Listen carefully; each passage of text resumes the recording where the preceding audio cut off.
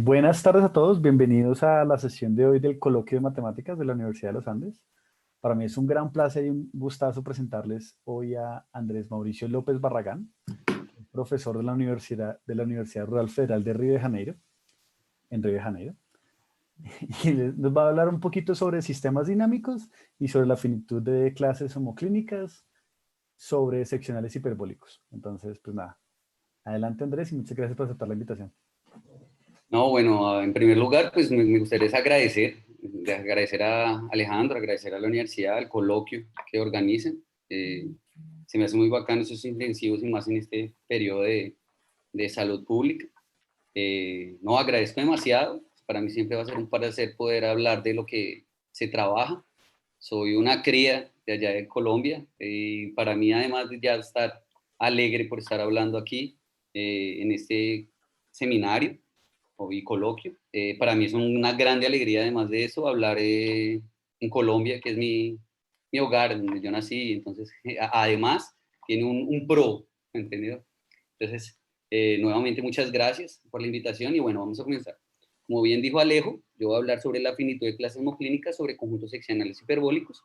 Más antes de eso, a mí me gustaría dedicarle una pequeña parte de esta charla, un comienzo, a intentar vender el producto. O sea, me gustaría intentar hacerlos llegar a lo que más o menos voy a hablar. Entonces, en general, voy a comenzar con una motivación, ¿sí? Voy a empezar a hablar sobre sistemas dinámicos y exactamente en qué rama de los sistemas dinámicos hoy vamos a atacar esta charla, ¿sí? Entonces, voy a hablar sobre sistemas dinámicos y la dinámica hiperbólica, para quien no esté familiarizado. Entonces, voy a intentar comenzar de cero, como intentar dar un preámbulo que ayude al entendimiento de lo que vamos a hablar después, ¿sí? Entonces, espero, mi objetivo final es intentar llevarlos hasta el resultado y sin épsilon y deltas y demostraciones técnicas, poder llevar a ustedes qué fue lo que se hizo y qué fue lo que se transformó y qué fue lo que se probó.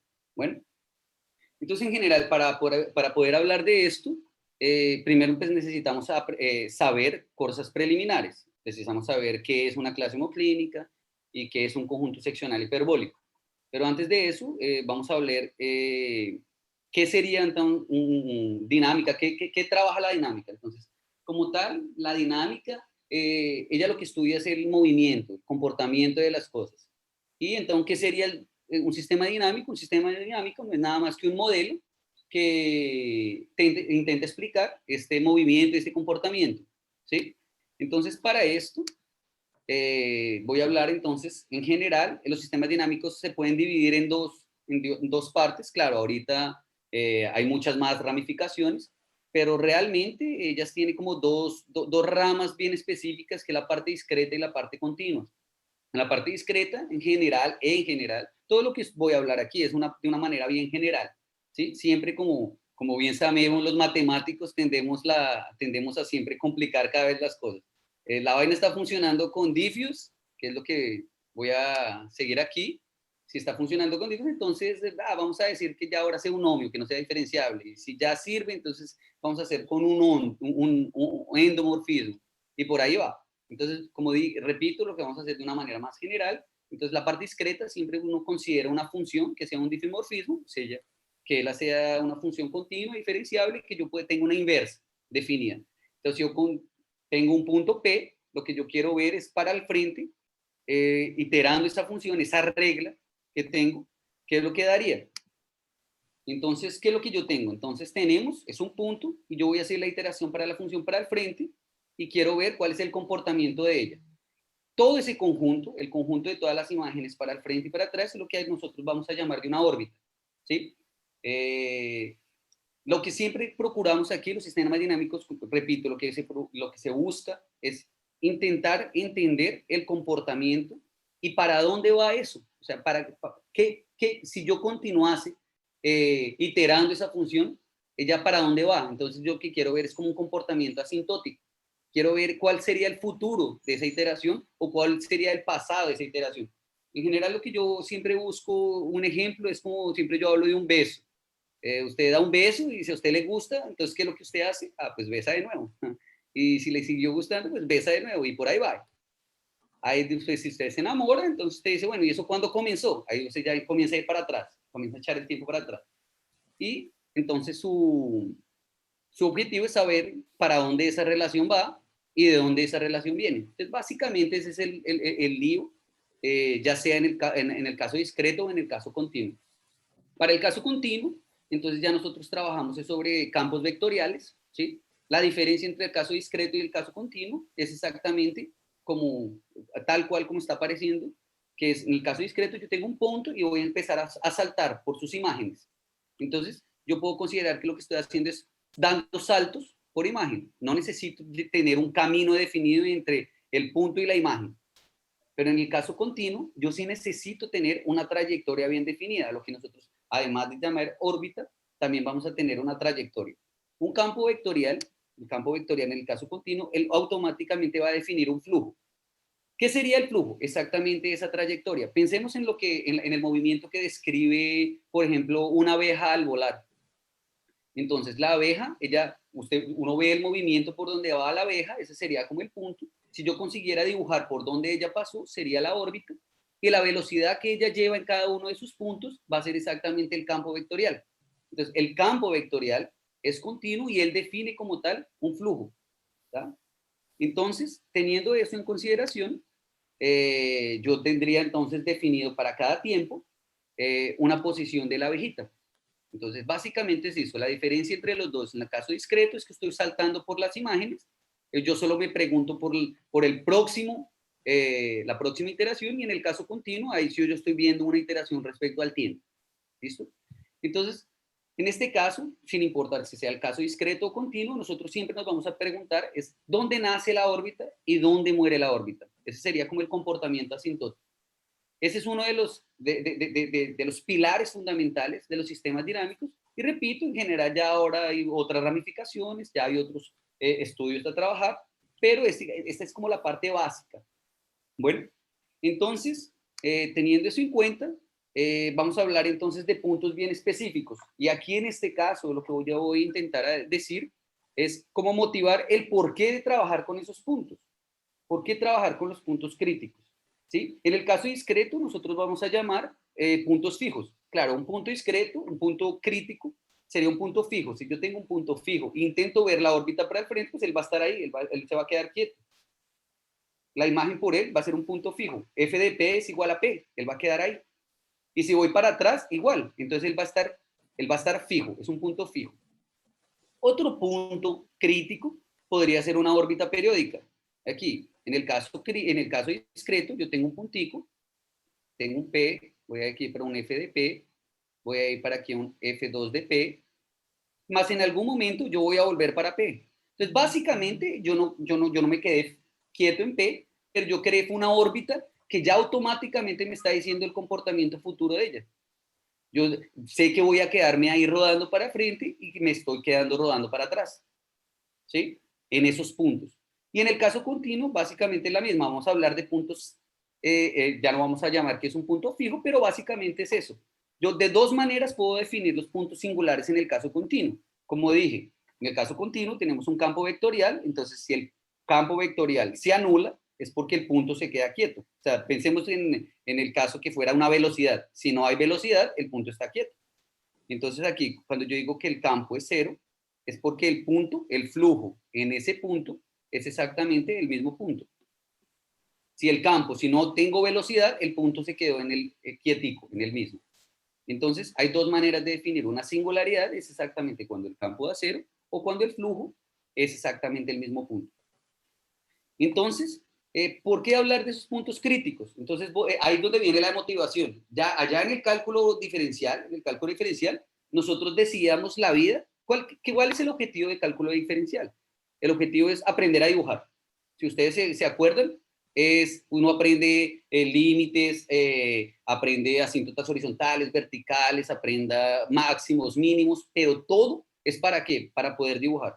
En el parcial de final de curso siempre dibuja esa función y uno usa todo lo que aprendió en el curso para poder dibujar. ¿Sí? Pero entonces, si ustedes se acuerdan también, allá, en ese curso, ¿uno qué hace?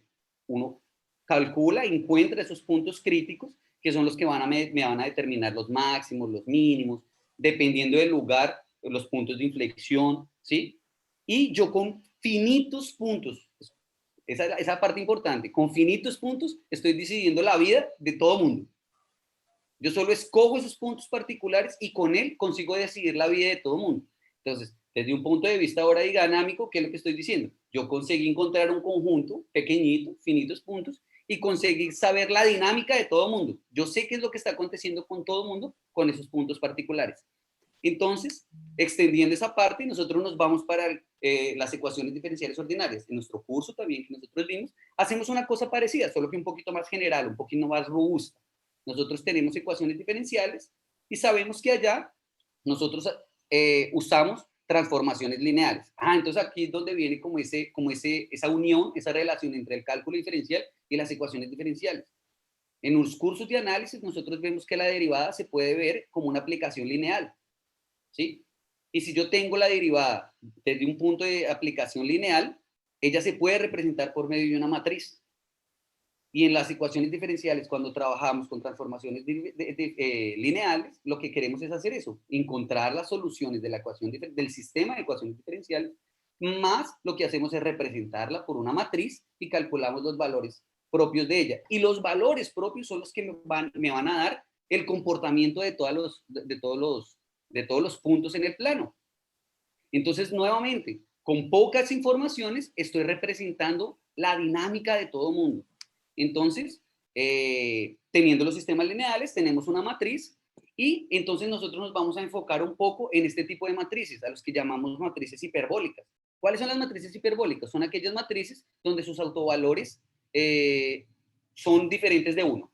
Es la única cosa, son diferentes de uno. Cualquier matriz que tenga sus autovalores diferentes de uno, ¿sí? Entonces vamos a llamar que eres una matriz hiperbólica. Entonces ahora la pregunta es, ¿por qué llamarlas de hiperbólica? ¿Para qué trabajar este tipo de matrices? La ventaja es que si uno ve el mundo de solamente, si uno se restringe al mundo de las matrices hiperbólicas, ellas son un conjunto abierto y denso dentro del espacio de las matrices invertibles. Entonces, básicamente, si yo sé el comportamiento de una matriz hiperbólica, no importa qué es lo que yo tenga, solo la aproximo por hiperbólicas porque es un conjunto denso y acabó. Entonces, básicamente, se reduce a trabajar el problema en matrices hiperbólicas. Entonces, ese es como el punto a favor en este caso. Trabajar sistemas lineales hiperbólicos. Es como si yo estuviera trabajando en su totalidad todos los sistemas lineales, ¿sí? Entonces, vamos a usar eso a nuestro favor.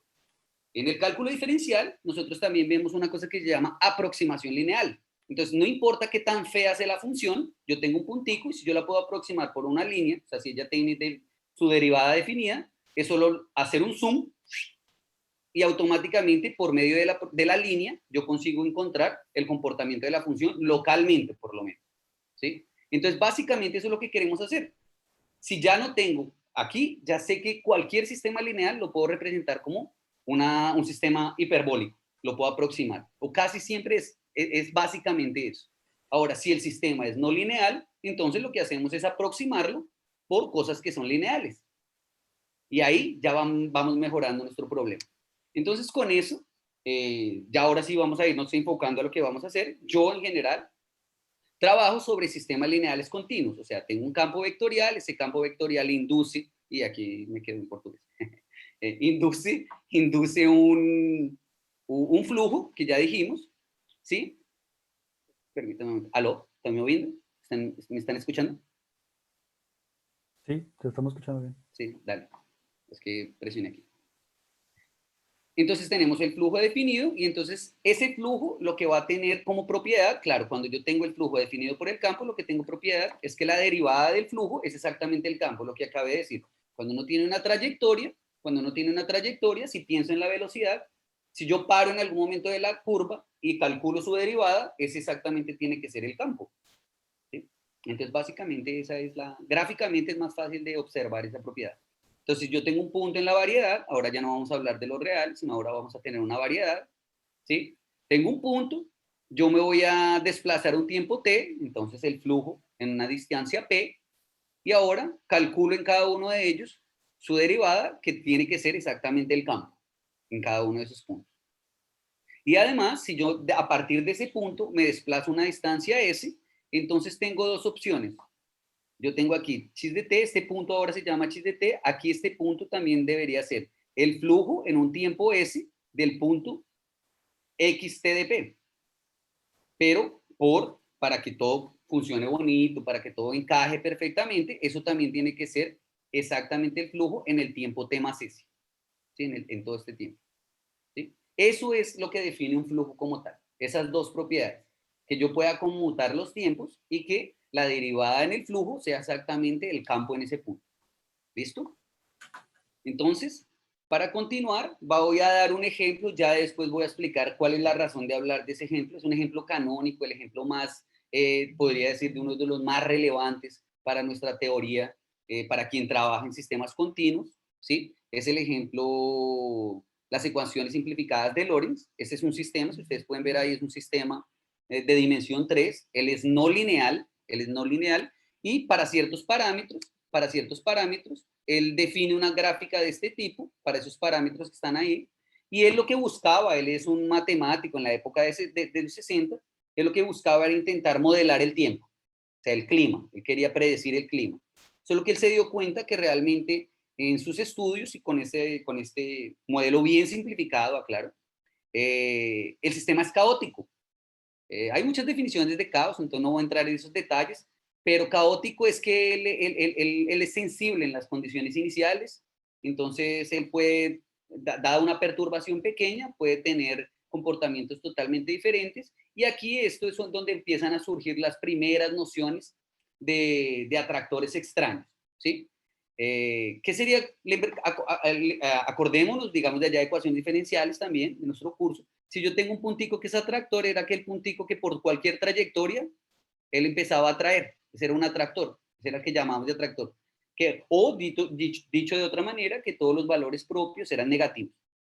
¿Sí? Si todos los valores son positivos, entonces vamos a decir que él era un repulsor. ¿Sí? También podemos, en otros libros puede aparecer como un sumidero o fuente, ¿sí? Si fuera el caso. Entonces, teniendo este caso, ¿qué fue lo que hicieron los matemáticos de la época? ¿Sí? Crearon un atractor geométrico, ¿sí? De Lorentz, llamado el YLA, y lo que están intentando hacer es como linearizar, o sea, intentan representar, modelar ese problema de Lorentz y colocarlo en un ambiente geométrico.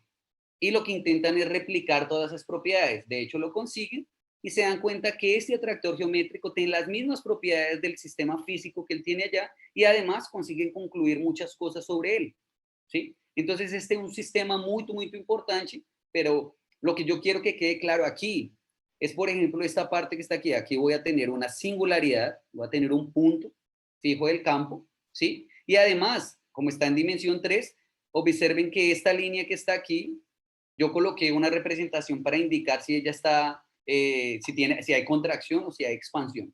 Entonces, en esta dirección hay una contracción, en esta dirección hay una expansión y en esta dirección hay una contracción, ¿sí? Hay unos valores propios asociados ahí, entonces también de una manera proposital, yo coloqué como una cantidad de flechitas para decir cuál es la fuerza que tiene cada una de esas direcciones invariantes. Pero por ahora, yo ya de aquí a poquito, lo que voy a hacer es intentar explicar esa propiedad de ese tipo de singularidades. Y esas singularidades, obviamente, por el trabajo y por el ejemplo importante que es, van a llamarse singularidades de Lorentz-Like, ¿sí? De tipo Lorentz.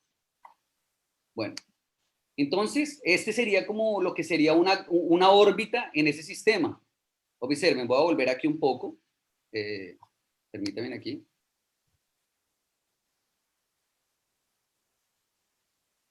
Voy a volver aquí. Si ustedes cogen un puntico por aquí, por ejemplo, yo voy hacia el frente, yo voy ahí, él va a caer en este triángulo que está aquí estirado, pero él puede caer en este pedazo o en este pedazo. Si él cae en el primer pedacito, en este que está aquí, él vuelve a dar la vuelta. Pero si cae en el otro, él va a ir por la otra orejita. ¿Sí? Si él cae aquí, él va a tener que venir por este lado. ¿Sí? Entonces, básicamente, el comportamiento va a ser este que está aquí. Y él también va a tener ese comportamiento de tipo mariposa, que es aquella mariposa que hace referencia al caos, ¿sí? Yo creo que todos hemos escuchado el hecho de que si una mariposa, el bater de las alas de una mariposa en el Japón puede causar un huracán en América. Entonces, eso es lo que hace referencia al caos. Esta mariposa es bien famosa y hace referencia al clima como tal.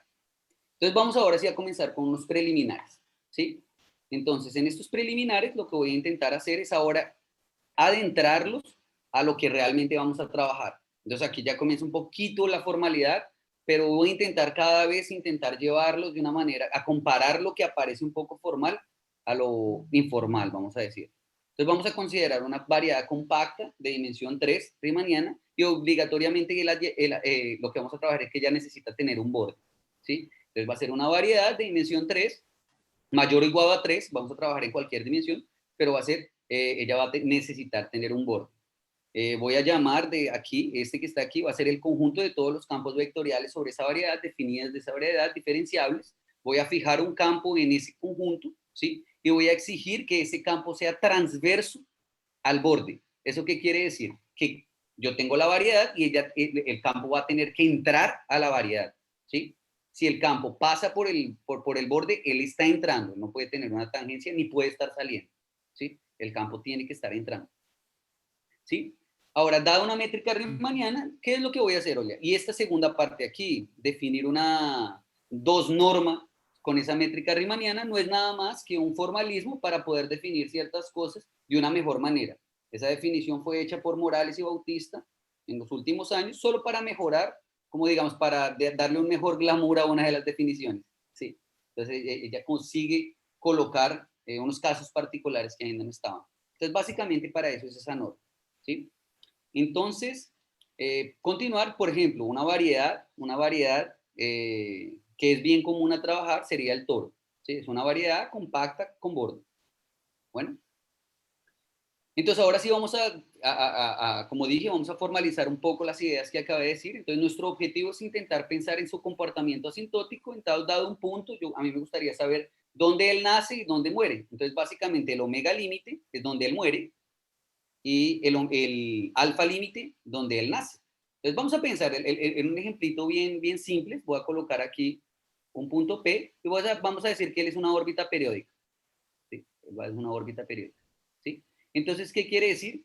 Si pensamos en el caso del flujo, quiere decir que existe un T, un mínimo T mayor que cero, tal que el flujo en ese tiempo da exactamente el mismo punto. Es una órbita periódica, ¿sí? A ese T es el que llamamos de periodo, ¿sí? Entonces, si yo pego, oiga, aquí, si yo pego aquí cualquier punto, un punto Q, entonces lo que vamos a decir es que de aquí hasta aquí, este punto tiene un tiempo S para llegar hasta Q. Entonces yo existe una subsecuencia, oiga, aquí existe una subsecuencia de tiempos, ¿sí? Definidos en esa órbita, donde yo puedo hacer que el límite, cuando n va para infinito, de esa, vamos a, digamos, aquí de una vez lo voy a definir, Tn sería T n veces más S, ¿sí? Entonces, en este caso, esta sería la secuencia tal de que el límite, cuando n va para infinito, de chis Tn de P, me va a dar, y eso lo puedo hacer para cualquier punto. Entonces, básicamente, el omega límite de un punto en una órbita periódica es toda la órbita periódica, ¿sí? Yo también puedo hacer eso análogamente para el alfa límite. El alfa límite es ahora ir para atrás, pero yo también puedo hacer exactamente como es periódico, puedo ir para atrás. Entonces, el omega límite y el alfa límite de un punto que es periódico es exactamente la misma órbita, ¿sí? Entonces, eso también me dice que el omega límite y el alfa límite, o sea, dicho en palabras populares, en general yo siempre intento decirlo de forma popular. Entonces, realmente, ¿a dónde muere la órbita y a dónde nace la órbita? Realmente puede ser un conjunto, no necesariamente es un punto, puede ser un conjunto. En este caso es la misma órbita periódica, ¿sí? Entonces, vamos a dar unas definiciones preliminares sobre los conjuntos que podemos definir dentro de esa variedad. Entonces, dado un conjunto compacto, vamos a decir que ese conjunto es invariante. Una cosa que yo me acostumbro a decir que en matemática, la matemática es redundante. Ella dice cosas que están en la cara y eso es muy bacano. Ella dice, una función es creciente, ¿por qué? Si usted intenta decirlo en palabras, es porque crece, ¿sí? Una función es racional si tal cosa, irracional si no es racional. ¿Sí? Entonces la matemática, ella es directa. Entonces, es un conjunto invariante si no varía. Entonces aquí tengo un conjunto, aplico el flujo y me da exactamente el conjunto. Entonces, el conjunto es invariante si él no varía. En algunos lugares también hablan de positivamente invariante, pero ese positivamente invariante lo único que está diciendo es que está contenido dentro de ese conjunto y ya. Pero invariante es que es exactamente el mismo conjunto. Vamos a decir que un conjunto es transitivo, y ahí es donde vienen ya con las palabritas aquí que vamos a usar. Un conjunto es transitivo si existe un puntico dentro de él, que hace parte de él, donde el omega límite es todo el conjunto. Ahora puedo usar la órbita periódica. Entonces, una órbita periódica es transitiva, porque existe un puntico dentro de ella, tal de que el omega límite de ese punto es toda la órbita periódica. En ese caso, todos los puntos sirven como ese punto particular. Un conjunto singular es un conjunto que posee una singularidad, que tiene una singularidad dentro del conjunto. Es decir, existe un puntico dentro del conjunto tal de que el campo se anula. ¿Listo? Vamos a decir ahora que un conjunto es un attracting, ¿sí? Si yo puedo encontrar una vecindad al que llamamos un bloque aislado, ¿sí?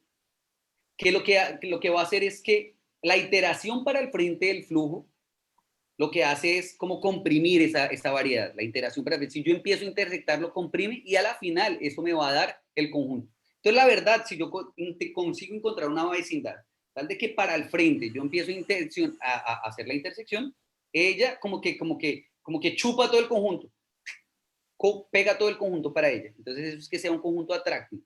Y vamos a decir que un conjunto es un atractor si además de esa propiedad, además que él como que jala el conjunto, además existe una órbita dentro de él que el omega límite es todo un conjunto. Además, si él es un transitivo. Y ahora vamos a definir qué sería un repulsor. Entonces, ahí es donde vienen las cosas de matemática. Un repulsor, ¿qué va a hacer? Es lo mismo que un atractor, pero para atrás. ¿Sí? Entonces, si usted, en vez de mandar el campo para el frente, lo manda para atrás, si es un atractor, entonces vamos a decir que eso es un repulsor. ¿Sí? ¿Sí? Que expande para atrás, que contrae para atrás.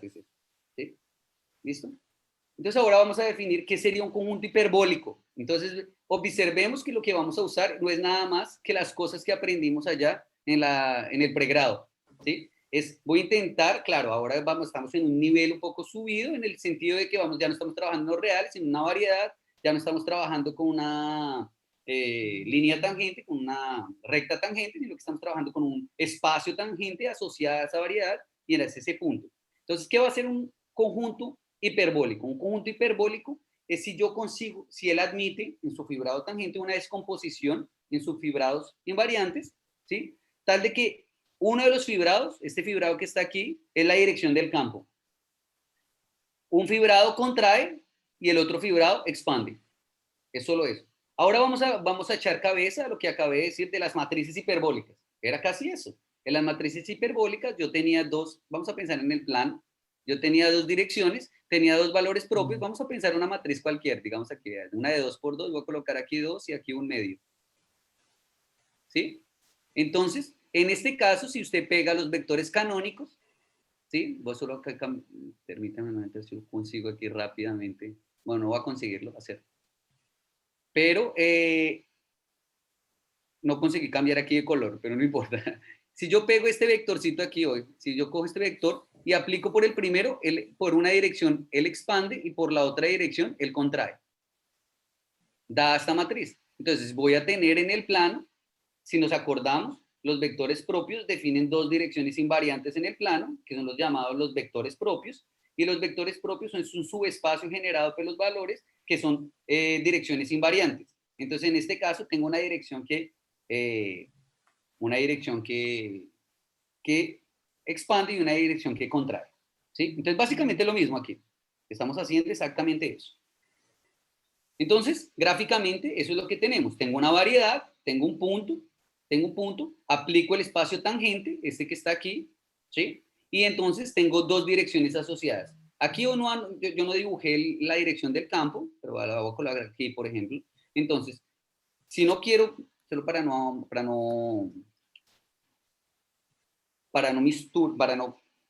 colocar la dirección del campo y que se confunda con el color rojo aquí, lo que yo tengo son las direcciones que contrae y la dirección que expande. La dirección que contrae es la roja y la dirección que expande es la verde.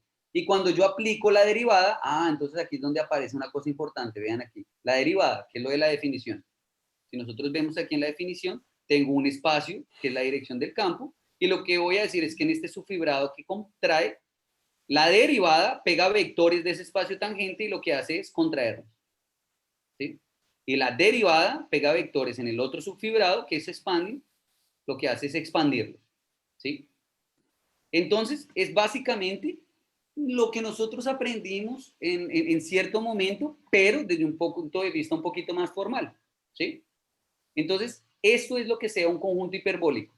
¿Cuál es el problema de los conjuntos, de un conjunto hiperbólico? En general, cuando hablamos de un conjunto hiperbólico, no permitimos que él tenga singularidades. ¿Sí? Entonces, cada vez que nosotros hablemos que tenemos un conjunto hiperbólico, automáticamente pensamos que no tiene singularidades. Pero bueno, si hay alguien experto en el tema, podría decir, no, espera, hay algún error. Hay algún error. Entonces, no, de hecho sí se pueden permitir singularidades, pero las singularidades estarían, si tiene singularidades, entonces las singularidades son aisladas. ¿Sí? Entonces esa es la razón de decir, no, bueno, si están aisladas, entonces es mejor no considerarlas. Es eso. ¿Sí? Entonces, ¿puede tener? Sí puede tener, pero si las tiene son aisladas. Entonces, básicamente, siempre se considera que un conjunto hiperbólico no tiene singularidades. ¿Listo? Entonces, con esto vamos a definir entonces qué sería la variedad estable y la variedad inestable de un punto. Entonces, la variedad estable y la variedad inestable de un punto, pensemos nuevamente, lo que queremos saber es para dónde él va. Entonces, el futuro de ese punto. Quiero ver para dónde él muere. Pero entonces ahora lo que vamos a considerar que la variedad estable son todos los puntos que acompañan ese punto. O sea, yo quiero saber para dónde él va. Pero si yo también sé todos los puntos que lo acompañan y de alguna manera me puedo ayudar con esos puntos, entonces eso ya está valiendo mucho la pena. Entonces la variedad estable son los puntos que lo acompañan a futuro. Y la variedad inestable son los puntos que lo acompañan al pasado o que lo acompañan al futuro en tiempo reverso. Vamos a decirle de esa manera. ¿Sí? Vamos a decir entonces que la variedad estable del punto, esa es la variedad estable fuerte. Vamos a decir que la variedad estable es una iteración por el tiempo en todos los reales de esas variedades estables fuertes. Y si ustedes observan una cosa aquí importante, si el punto fuera una singularidad, las dos variedades coinciden. Entonces hay que tener cuidado con eso. ¿Sí? Y la única cosa que vamos a solo modificar es la notación. Vamos a decir que la variedad estable de un punto de tamaño de epsilon es la misma variedad, solo que lo que vamos a decir es si vamos a restringir el tamaño. De hecho, no son la misma variedad. No es que yo corte el pedacito de epsilon y epsilon, no. Observen que en este caso yo estoy diciendo que ella tiene que estar a una distancia de epsilon para todo el tiempo. ¿Sí? Entonces eso ya hace que no sean exactamente igual. No es que estoy cortando un pedacito. Bueno. Y ahora ya comenzamos a hablar básicamente de lo que queremos comenzar a atacar. Entonces, ¿qué sería una órbita homoclínica? Entonces, yo tengo una órbita homoclínica. Cuando hablamos de órbitas homoclínicas, básicamente hablamos de este punto. Yo tengo aquí una singularidad, por ejemplo, y voy a hacer como un loop. Ella va y vuelve ahí. Observen que aquí yo tengo una singularidad, entonces no es una órbita periódica, no estoy yendo y volviendo. O sea, cualquier punto que yo coja aquí, él va para el tiempo y muere en la singularidad. Él muere, ¿sí? Y también para atrás, él muere en la singularidad. Entonces, básicamente, de lo que hablamos ahorita, ¿sí? El punto, todos los puntos que acompañan ese punto para el frente, mueren en la singularidad, y todos los puntos que acompañan ese punto para atrás, mueren en la singularidad, ¿sí? Entonces, lo que yo tengo es que en esa órbita, ¿sí? Hay una intersección de la variedad estable con la variedad inestable de la órbita, ¿sí? Eso es lo que sería una órbita homoclínica, ¿sí? Yo tengo intersecciones entre sus variedades estables o inestables. Vamos a decir, además, que si el espacio tangente, ¿sí? Si yo puedo descomponer ese espacio en tangente como la suma entre la dimensión de esa variedad estable y esa variedad inestable de la órbita, entonces vamos a decir que esa es una órbita transversa, homoclínica, ¿sí? Y entonces, de ahí es donde viene la definición de que sería una clase homoclínica. Una clase homoclínica es pegue todos ese tipo de órbitas homoclínicas transversas y aplique la clausura de eso. Esa sería la clase homoclínica de una órbita. Bueno, y llamamos entonces de esa manera una clase homoclínica la que es exactamente la clausura de una órbita, disculpa, la clausura de la unión de las órbitas homoclínicas transversas. ¿Listo? Entonces, eso sería una órbita homoclínica, una clase homoclínica. Ahora vamos a decir que es un splitting dominado, o sea, es una Aquí nosotros vamos a hablar, la verdad es una propiedad que nosotros hablamos mucho, que es la propiedad de dominación, ¿sí? Vamos a tener entonces una dominación, aquí, observe que aquí, ¿para qué vamos a hacer eso? Mejor, ¿para qué vamos a intentar hablar de un splitting dominado? Es porque nuestro objetivo es intentar trabajar con singularidades, pero la definición del caso hiperbólico no me permite eso. La definición del caso hiperbólico lo que me está diciendo es que necesitamos modificar un poco las definiciones para trabajar con singularidades. Entonces observen, entonces vamos a hablar que un splitting es dominado, o sea, si consigo dividir el espacio tangente, ahora en dos subespacios, solamente dos, ¿sí? Solamente dos, y lo que voy a decir es que él debe satisfacer esta relación.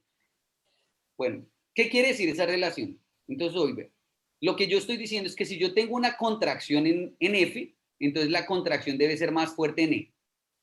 Y que si yo tengo una expansión en E, la expansión es más fuerte en F. Eso es lo que me está diciendo esta relación. Entonces, lo que yo estoy diciendo es que una forza a la otra respecto a expansión o contracción, ¿sí? Gráficamente, ¿qué me está diciendo eso? Gráficamente, en el espacio tangente, es que yo ahora también voy a tener una división en dos subespacios, donde si yo tengo un vector aquí, lo que me está diciendo es que el vector o el vector que contrae está como lanzando el vector para la dirección central, para la dirección que está sobrando, ¿sí? Yo aquí estoy ya llamando esta de S y C porque voy a utilizarlo de aquí a poco, ¿sí? Pero piensen que este que está aquí es E y este que está aquí es F. Bueno, entonces lo que yo estoy diciendo es que E domina F, ¿sí? Si E está mandando los vectores para F, está empujando ellos respecto a la iteración por la derivada. Y acordándonos que la derivada es una aplicación lineal, ¿sí? Entonces lo que siempre vamos a intentar es buscar el comportamiento local por medio de la derivada, que básicamente es eso, intentar buscar unas herramientas que me permitan encontrar el comportamiento sin necesidad de trabajar allá abajo en la variedad. Lo que voy a hacer es subirla para la derivada y allá yo veo el comportamiento, ¿sí? Y ahora sí, vamos a ver qué es un conjunto seccional hiperbólico. Él debe admitir singularidades, entonces en este caso él sí admite singularidades. Voy a tener un splitting ahora de dos. Acordemos que hiperbólico tenía tres. Tenía uno que contrae, uno que expande y la dirección del campo. Aquí solamente voy a exigir que tenga una que contrae. Entonces, voy a tener una dirección que contrae.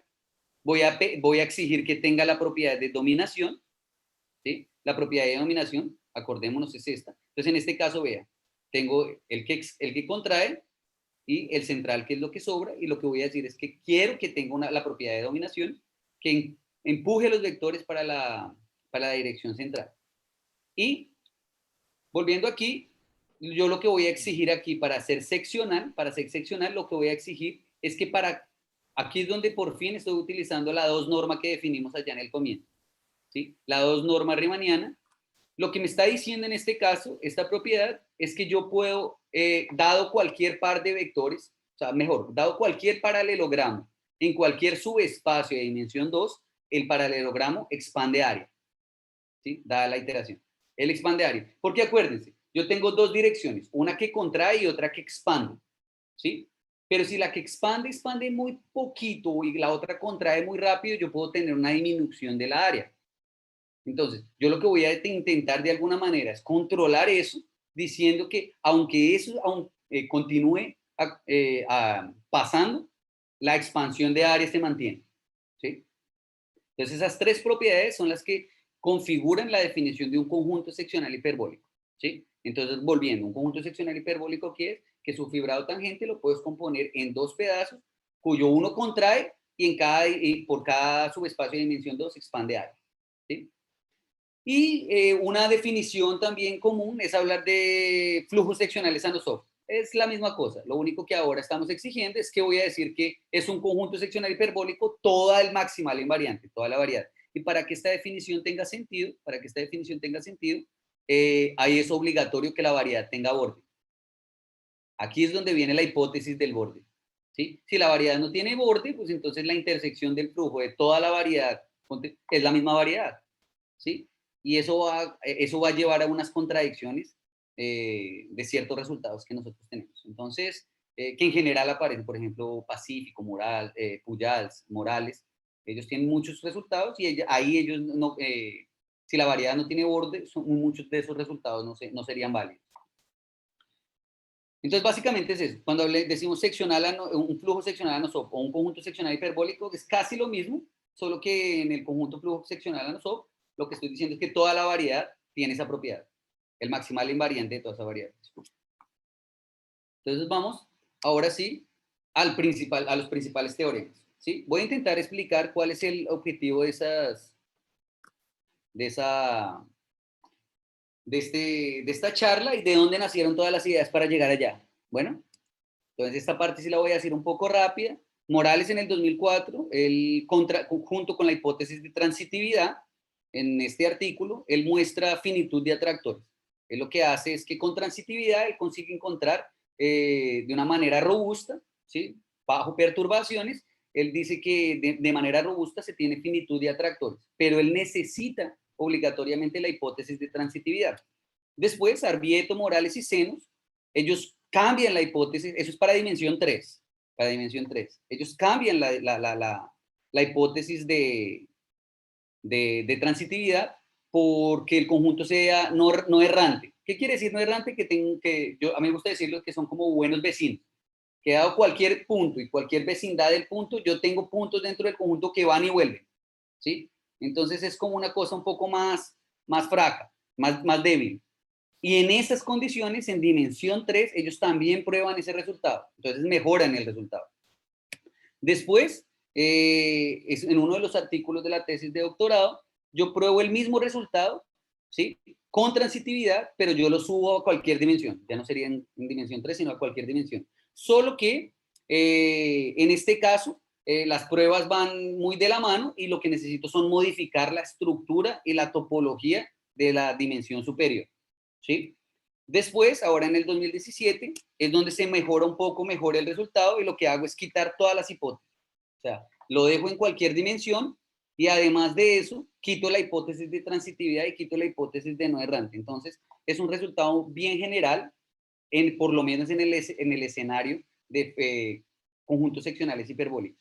Porque lo que tengo es en cualquier dimensión y en cualquier condición voy a tener finitud de atractores y repulsores además. ¿Sí? Entonces, teniendo ya este resultado, nosotros intentamos hablar y ahí es donde en conversaciones con Morales y con Arbieto, intentamos hacer el mismo trabajo ahora con clases homoclínicas. Solo quiero dejar claro que los atractores y los repulsores son ejemplos particulares de clases homoclínicas. Entonces, básicamente que tenemos una cosa parcial para el caso de clases homoclínicas en este caso.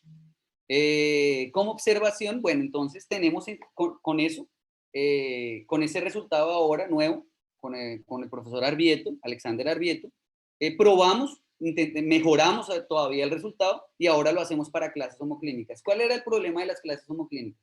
En el caso de atractores y repulsores, nosotros tenemos que ellos, un atractor, una de las propiedades que él tiene es que él siempre contiene las variedades inestables de sus puntos. Y en el caso de repulsores, él siempre contiene las variedades estables de sus puntos. Entonces, con esa propiedad siempre conseguíamos encontrar intersecciones en la parte de clases. Sí, pues si fuera una clase homoclínica, siempre podríamos encontrar la intersección. Y nosotros tenemos que dos clases homoclínicas o son diferentes y si hay intersección, ellas tienen que ser la misma clase homoclínica. ¿Sí? O ellas son disyuntas o son iguales, ¿sí? En el caso que existe intersección. Entonces nosotros tenemos finitud de clases homoclínicas, pero el problema era ese, el problema era que no conseguíamos un tamaño, no conseguíamos encontrar, determinar o por lo menos fijar el tamaño de las variedades estables o inestables en cada uno de esos puntos de las clases homoclínicas. Como observación, nuestro resultado actual y el anterior, el del 2017, él preserva un resultado parcial, bien parcial, vamos a decirlo, en dimensión 3 para el caso de flujos, una versión de flujos. Pallis, él tiene una conjetura sobre difeomorfismos genéricos, lejos de tangencias, donde dice que hay infinitos sumideros y fuentes. Después Pujal y San Marino en dimensión 2 prueban que eso es verdad, la conjetura es cierta para dimensión 2. Bonatti como que cambia un poquito la conjetura y la fortalece diciendo que no es solamente en los sumidores y en las fuentes, sino que tiene que ser también en atractores y en atractores. Hay finitud de atractores en las mismas condiciones, isomorfismos genéricos lejos de tangencias. Y Corbisier y Young, ellos en un resultado del 2015, ellos prueban que realmente se tiene una densidad y se tiene un conjunto abierto y denso en dimensión 3 para ese caso, ¿sí? Y además lejos de tangencias. Y por otros resultados, nosotros podemos llevarlos a nuestro caso, al conjunto seccional hiperbólico. Entonces, con ese resultado y con nuestro resultado, probamos la conjetura parcial en dimensión 3 para flujos, ¿sí? Entonces, por eso digo, es una cosa bien parcial, es la versión para flujos y es solamente en dimensión 3. También nuestra expectativa era intentar verlo para dimensión superior y para cualquiera, pero eso ya puede tener algún problema porque ahorita, hace poco también, Bonatí, Adriana, Daluz, mostraron unos ejemplos donde los conjuntos seccionales hiperbólicos no son densos. Se creía que eran densos en todos los espacios, pero no. Entonces eso ya como que daña un poco. Sin embargo, nosotros, bueno, cualquier persona que trabaja en matemáticas, a veces uno no sabe si se pone triste o feliz.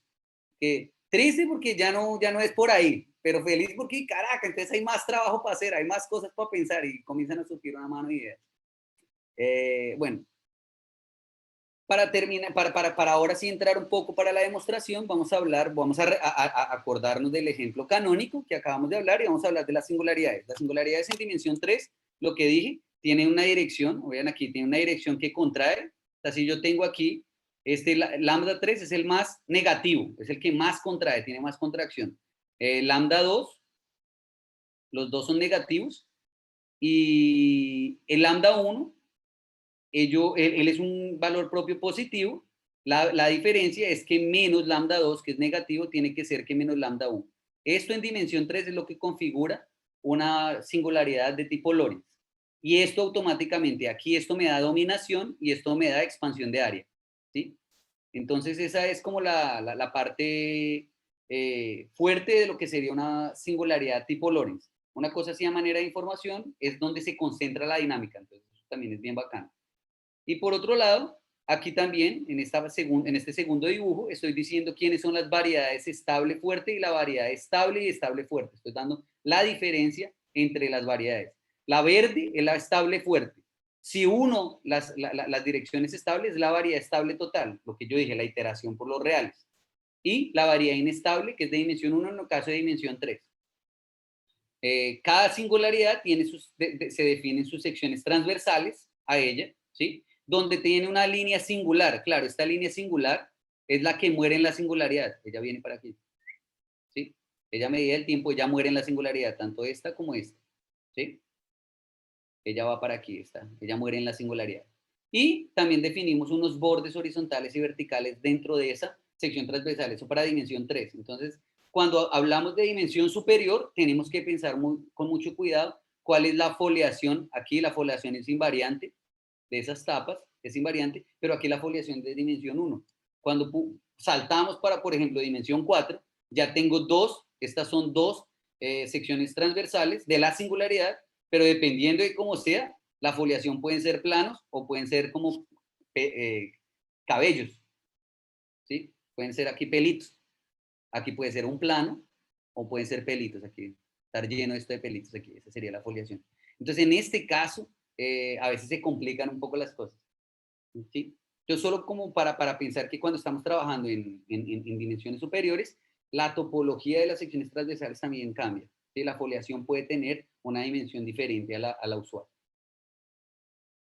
Para entrar una de las herramientas que vamos a usar y que fue indispensable para nuestro resultado es usar el flujo lineal de Poincaré. Este flujo lo único que está diciendo es una herramienta muy buena y hasta poderosa que tiene un soporte a la parte hiperbólica y a la parte seccional, singular hiperbólica o seccional hiperbólica, ¿sí? ¿Qué es lo que hace? Yo puedo ahora probar cosas con el flujo lineal de Poincaré y decir que también está pasando en el mundo de los seccionales hiperbólicos. Entonces, es una herramienta en la cual yo puedo crear una relación entre los dos y en esta herramienta yo no tengo singularidades. Entonces, a veces es una herramienta muy buena, ¿sí? Porque yo puedo mandar resultados de un lugar para el otro, pero en este caso aquí no tengo singularidades. Entonces, es una cosa buena de esta herramienta. ¿sí? Es una herramienta clave. Aquí vamos a tomar obviamente el campo, tengo el flujo definido y tengo la derivada definida, ¿sí? Entonces vamos a decir que ese m estrellita o ese m asterisco va a ser la variedad sin las singularidades, ¿sí? Y vamos a definir el espacio ortogonal al campo en cada uno de sus puntos, ¿sí? Y ese espacio está dentro del espacio tangente, ¿sí? Entonces el espacio asociado al espacio ortogonal dentro del espacio tangente, el subespacio, vamos a llamarlo nx y vamos a llamar como n el fibrado normal del campo, ¿sí? Entonces vamos a hacer aquí, ¿qué es lo que está diciendo el flujo lineal de Poincaré? La única cosa que estoy diciendo es que ahora en vez de moverme por el campo, me voy a mover por la parte normal de él. En vez de moverme con la dirección del campo, me voy a mover por la parte normal de él, ¿sí? Y para eso, solo que para que esté bien definida la aplicación, yo necesito decir que la iteración por la derivada tiene que también ir de espacios normales a espacios normales, solo que eso no, en general no pasa. Entonces, ¿qué es lo que vamos a hacer? Pegamos un vector, lo mandamos y después lo proyectamos. Esto que está aquí no es nada más que lo que aprendemos en álgebra lineal, es la proyección ortogonal del vector, ¿sí? Entonces aquí, ese es lo que llamamos el flujo lineal de Poincaré y gráficamente intenté dar una idea. Pego el espacio, pego el punto, pego el espacio ortogonal y este vector que está aquí está dentro del espacio ortogonal. Pero cuando lo mando por la derivada, él va a caer fuera de ese espacio ortogonal. Entonces la imagen la vamos a tomar, es como la proyección ortogonal de ese vector. Y eso es lo que llamamos el flujo lineal de Poincaré, ¿sí? Vamos a tener problemas cuando estamos cerquita de la singularidad. Entonces, para eso lo que podemos hacer es escalarlo y también hay otras definiciones como el flujo extendido de Poincaré. Bueno, entonces esto lo que estoy haciendo aquí es como intentar llevarlos de la mano hasta donde, para llegar a los resultados. Entonces, ahora sí, vamos a ir. Ahora ya tenemos todo lo que ya definimos las cosas y ahora podemos intentar entender cómo se atacó el resultado. Entonces, ¿qué necesitamos? Necesitamos estos dos lemitas, un teorema y un lema. Ese primer teorema es de Morales, Pacífico y Poyals para dimensión 3 y para dimensión cualquiera. Está aprobado en uno de los libros de Bautista y Morales, que es una cosa que se llama la propiedad fundamental.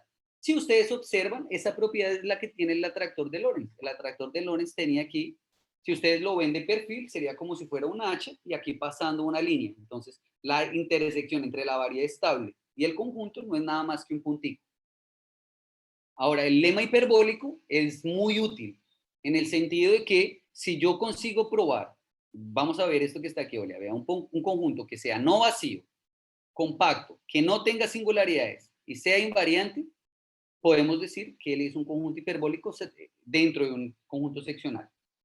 Entonces, el lema hiperbólico, si yo consigo tipo desgrudar, desmenuzar esas propiedades en el conjunto, automáticamente puedo decir que ese conjunto es hiperbólico. Bueno, y ya sabemos que hay mucha teoría en los conjuntos hiperbólicos y que nosotros podemos explorar de ahí esas propiedades. Nosotros en este lemita lo probamos, lo probé en el resultado del 2017, que en el caso hiperbólico, vean, en el caso hiperbólico, cuando no tengo singularidades, entonces ahí sí yo conseguí probar que sí habían clases homoclínicas, finitas. ¿Sí? No es tan difícil, tiene que ver con la compacidad de la variable, ¿sí? Es como tipo ese es la relación de que no pueden entrar dos, tengo infinitas casas y no pueden entrar dos en la misma casa, ¿sí? Entonces, con eso tengo clases homoclínicas. Con la compacidad yo consigo encontrar esa intersección de la que estoy diciendo. Pero cuando tengo singularidades, no. Entonces, bueno, con ese resultado fue que se pudo probar la finitud de atractores y repulsores allá. Entonces, tengo finitos atractores y repulsores y en el caso hiperbólico, o sea, cuando tengo singularidades, tengo finitos atractores y repulsores. Pero cuando no tengo singularidades, en el caso hiperbólico, tengo finitas clases homoclínicas. Entonces, esos son los resultados que voy a usar, me voy a aprovechar de ellos, ¿sí? Entonces, ahora sí vamos para la prueba. Entonces, en la prueba, ¿qué es lo que vamos a hacer? Ya voy a hablar de este lemita, pero entonces lo que vamos a hacer es eso, ya. Quiero probar que hay finitas clases homoclínicas. Entonces, como siempre hacemos, pues, ¿qué hacemos? Por contradicción. Entonces, vamos a suponer que no tengo finitas, que tengo infinitas. Entonces, para cada vecindad, para todo número natural, voy a tener una vecindad donde siempre voy a tener por lo menos un campo que me muestra n clases homoclínicas. Entonces, con eso tengo una secuencia de campos para cualquier n, con n tendiendo a infinito, con n clases homoclínicas, ¿sí? Entonces, ¿cuál es la ventaja aquí? La ventaja es que como ya probamos anteriormente, que tengo finitos atractores y finitos repulsores, y ya sabemos que los atractores y los repulsores son casos particulares de las clases homoclínicas, entonces si yo tengo infinitas clases homoclínicas, obligatoriamente no pueden ser atractores y repulsores, porque yo tengo ya finitos, ya probamos eso, son finitas. Entonces, si tengo, por lo menos, fuera de atractores y repulsores, tengo infinitas clases homoclínicas de tipo silla. Entonces, en ese caso, pues sin pérdida de generalidad, voy a suponer que todas son de tipo silla. Bueno, entonces ya de aquí para frente todas van a ser de tipo silla. Y con este lema lo que vamos a hacer hoy, este lema lo que me está diciendo es que para el caso seccional ANOSO voy a intentar crear, dada una órbita periódica sobre ese fibrado normal, voy a intentar crear un tipo de dominación. Este lema lo que me está diciendo es que voy a intentar tener un tipo de dominación. Bueno, con esa dominación, con este lema y ese tipo de dominación, lo que vamos a intentar hacer es definir qué sería aquí, bueno, primero, voy a coger un conjunto invariante, vamos a trabajar ahora con el flujo lineal de Poincaré y vamos a decir que un puntico, dado un punto, vamos a decir que él es eta t e contracting si satisface eso. ¿Sí? ¿Qué es lo que estamos diciendo aquí? Bueno, aquí cuando aparece en el flujo lineal de Poincaré ese asterisco es que estamos escalando el, el flujo. Entonces, claro, si él se está haciendo pequeñito, entonces vamos a trabajar como una escala, vamos a pensarlo de una manera como si lo estuviéramos normalizando. Entonces ya no me voy a preocupar si él se está haciendo pequeño o grande, ¿sí? Lo estamos siempre normalizando. Entonces, en este caso, lo que me está diciendo es que en la iteración por ese flujo lineal de Poincaré sobre el fibrado invariante, él tiene un tipo de contracción. Eso es lo que estoy diciendo, que es contracto, ¿sí?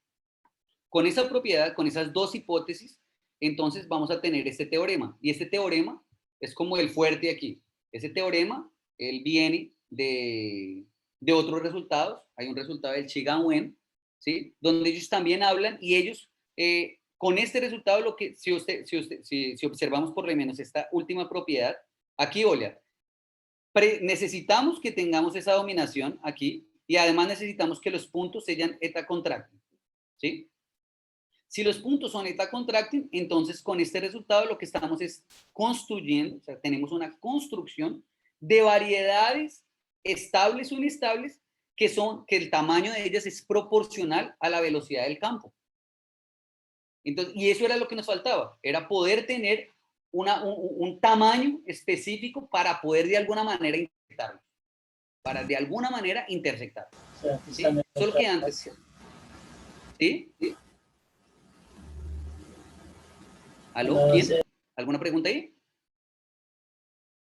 Ah, no. Listo. Entonces lo que estábamos creando es tenemos una manera de crear variedades estables o inestables con tamaño proporcional a la velocidad del campo. Entonces este es un resultado que realmente nos va a servir para aquella intersección que buscábamos, para, entre comillas, crear la contradicción, ¿sí? Porque antes, como estábamos acercándonos a la singularidad, no tendríamos eso. Entonces básicamente, ¿qué es lo que estamos haciendo? Yo quisiera aquí hacer un gráfico aquí rapidito. Yo tengo aquí la singularidad, vean, tenemos la singularidad. Tenemos aquí la singularidad. Como las clases homoclínicas, por definición, ellas tienen infinitos puntos periódicos y yo lo que estoy diciendo es que las clases homoclínicas están intersectando para ello. ¿Por qué estoy diciendo que las clases homoclínicas tienen que tener intersección? Ellas se acumulan en una singularidad. Porque si no se acumulan, yo podría quitar la singularidad, iterar eso por el campo para el frente y automáticamente hago que ese campo sea invariante y a la final se llegaría a ser hiperbólico por el lema hiperbólico. Y nosotros ya probamos que hay finitas clases homoclínicas. Entonces, por ser finitas clases homoclínicas, ya murió. No puede estar lejos de las singularidades. Por lo menos tiene que acumular en una. Entonces, como está acumulando en una, yo tengo aquí, bueno, permítanme un momento aquí que diseñé mal. Voy a tener aquí clases homoclínicas yendo, ya no pueden, aquí. Entonces voy a tener, para cada campo que me muestra n clases homoclínicas, voy a tener puntos periódicos, tal de que los puntos periódicos convergen a la singularidad. ¿Sí? Solo que en este caso voy a tener aquí unos representantes dentro de la misma órbita, voy a tener unos representantes de Chizeni, tal de que yo puedo pegar eso a un punto que se acumule a la variedad estable de la singularidad. Entonces ahora voy a tener que Chizeni se acumula a un punto C y este punto Z, ¿sí?, está en la variedad estable de la singularidad. Entonces, aquí sobre estos puntos sí voy a tener una dirección, un tamaño real sobre esos, dado esta propiedad de este teorema. Voy a tener un tamaño de variedad proporcional a la velocidad del campo. Y ahí es donde vamos a generar la contradicción. Como se está acumulando, va a llegar en algún momento donde ese tamaño va a ser menor a la distancia de los puntos acumulándose en C y voy a tener la intersección. Pero ahí es donde tengo la contradicción, porque si dos puntos y dos variedades de esos puntos que pertenecen a clases diferentes homoclínicas, si ellos se intersectan, por definición, ellos tienen que estar en la misma clase homoclínica, pero por hipótesis dijimos que no. Entonces, por un lado estamos encontrando que son finitas y por otro lado supusimos que eran infinitas. Entonces esa sería la contradicción. Entonces básicamente este es como el croquis de lo que se hizo para poder obtener el resultado de finitas clases homoclínicas, ¿sí? Ese sería el resultado que tenemos entonces ahí, ayudándonos de este tipo de herramientas y teoremas. Entonces, si alguien tiene alguna duda o alguna cosa un poquito más específica, pues podemos hablar. Pero entonces lo que intenté, bueno, espero y creo que intenté hablar de la manera más informal posible y llevarlos a una formalidad para intentar hacer entender cuál fue el objetivo del trabajo. Entonces, con eso yo termino. Estas son las referencias. Y bueno, gracias y bueno, y muchas gracias nuevamente por la invitación, Alejandro. Gracias, Andrés. Muy interesante la charla. ¿Alguien tiene preguntas, dudas de parte del público?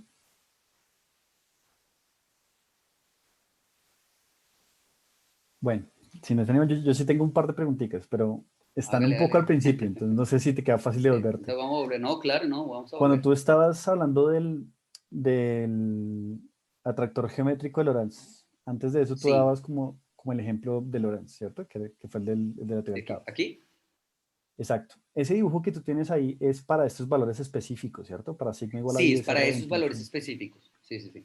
¿Y cambia mucho si tú cambias los valores? O sea, o uno siempre tiene como dos objetos y como que, o sea, como, yo creo que son como atractores, pero no estoy seguro.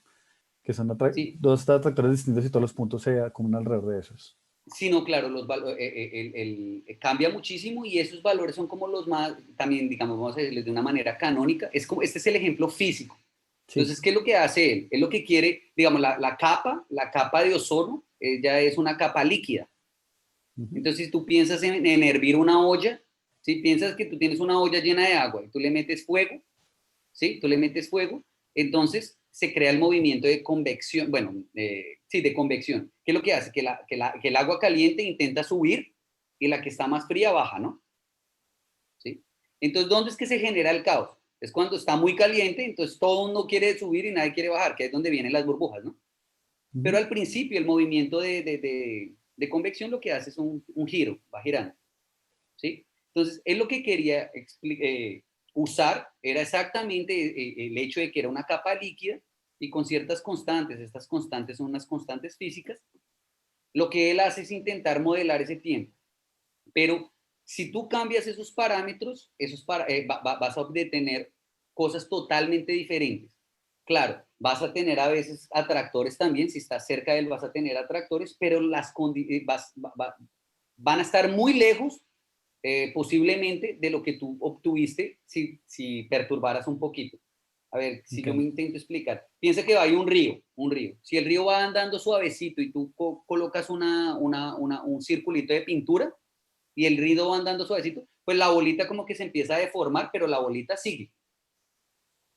Ahora, Ujú. si el río va andando a lo que da, si va andando, tiene un caudal grandísimo, tú puedes hacer una bolita, pero la bolita se deshace de una y se desparrama por todo lado, vamos a decirlo, ¿sí?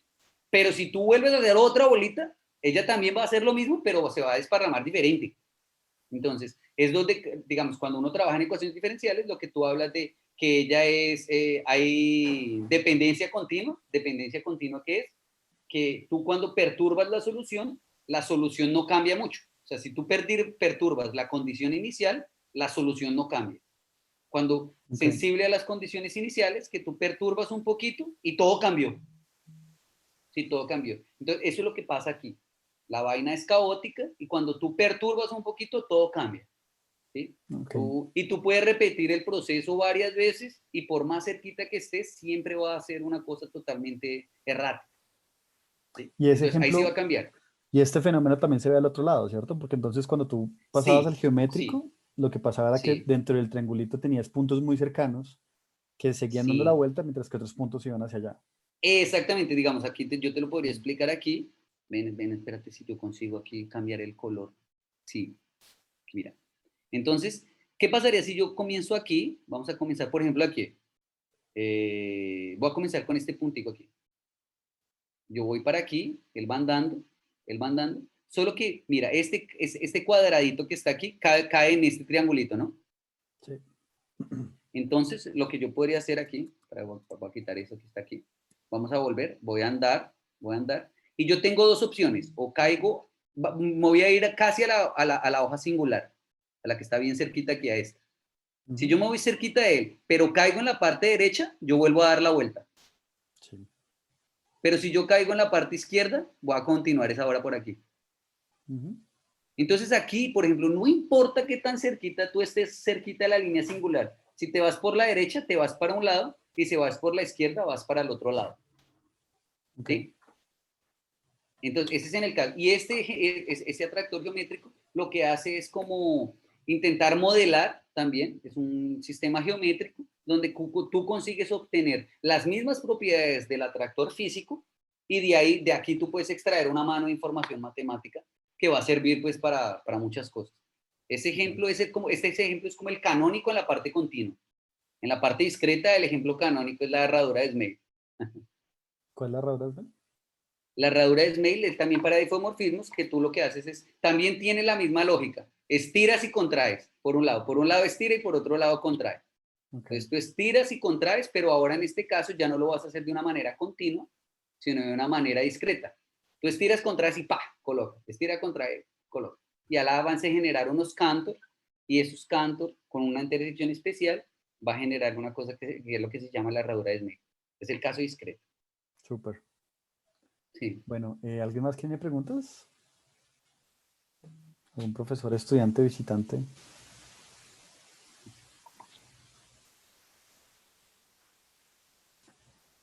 Bueno, pues entonces si no hay más preguntas, no queda más sino darle las gracias a Andrés de nuevo. Bueno, muchas gracias. Y no, Y gracias a muchas ti, gracias Alejandro, por... gracias a todos. También me gustaría agradecer a todos los que asistieron aquí y, bueno, por lo menos intentaron interesar por el tema. Espero Sí, también sí, hayan sí. intentado vender bien el producto, aquí se dice vender o page, entonces vender la vaina. Eso es lo que iba a Aquí está un decir, poquito como que caliente, entonces también estaba vendiéndolo a, a lo que da.